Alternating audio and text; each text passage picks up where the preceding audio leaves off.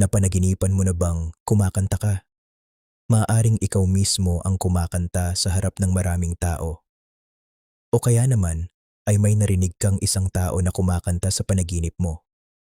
Minsan masaya at maganda ang kanta.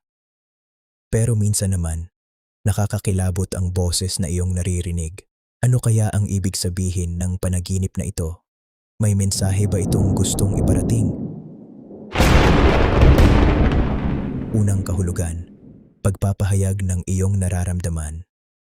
Sa totoo lang, ang pagkanta sa panaginip ay maaaring sumimbolo ng pagpapahayag ng emosyon, saloobin at mga bagay na hindi mo masabi ng direkta.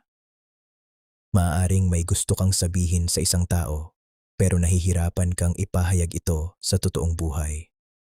Ikalawang kahulugan, kalayaan at kumpiyansa. Kung masaya kang kumakanta sa panaginip, maaari itong sumasalamin sa iyong kumpiyansa at kagustuhang maging malaya sa pagpapakita ng iyong tunay na sarili. Maaaring panahon na upang mas maniwala ka sa iyong kakayahan. Ikatlong kahulugan, saya at positibong emosyon. Kung masaya at maganda ang kanta, maaaring ipinapakita nito na nakakaranas ka ng saya, excitement o pag-asa. Maaari rin itong maging refleksyon ng isang magandang pangyayari na gusto mong maranasan.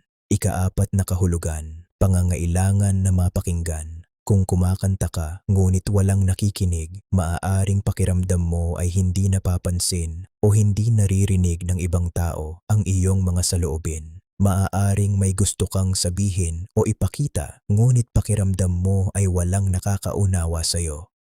Ikalima, depende sa nangyari sa panaginip, mahalaga rin ang detalye. Kung maganda ang pagkanta mo, maaaring simbolo ito ng kumpiyansa at positibong pagbabago. Kung nahihiya kang kumanta sa harap ng maraming tao, maaaring may takot kang mahusgahan o mapahiya. Kung hindi lumalabas ang boses mo habang kumakanta, maaaring pakiramdam mo ay hindi mo malayang maipahayag ang iyong sarili. Kung ibang tao ang kumakanta para sa iyo, maaaring may mensahe o emosyon mula sa isang relasyon na mahalaga sa iyo. Kung nakakakilabot ang kantang narinig mo, maaaring sumasalamin ito sa takot, stress o hindi komportableng emosyon na iyong nararanasan. Ika-anim na kahulugan, pagtuklas sa sarili. Ang pagkanta ay isang paraan ng pagpapakita ng pagkatao. Kaya maaaring ipinapaalala ng panaginip na huwag mong pigilan ang iyong sarili sa paggawa ng mga bagay na gusto mo. Minsan, kailangan mo lang magkaroon ng lakas ng loob na kantahin ang sarili mong kwento. Sa totoo lang, ang panaginip tungkol sa pagkanta ay hindi nangangahulugang may tiyak na mangyayari sa hinaharap. Mas madalas, maaari itong maging refleksyon ng iyong emosyon, kumpiyansa, relasyon, at mga bagay na gusto mong maipahayag. At mahalaga rin ang tanong na ito, masaya ka ba habang kumakanta o kinakabahan at natatakot? Dahil ang naramdaman mo sa panaginip ay maaaring makatulong upang mas maunawaan ang personal na kahulugan nito. Kaya kung napanaginipan mong kumakanta ka, tanungin mo ang sarili mo. Ano ang bagay na gusto kong sabihin o ipahayag? Pero hanggang ngayon ay hindi ko pa masabi.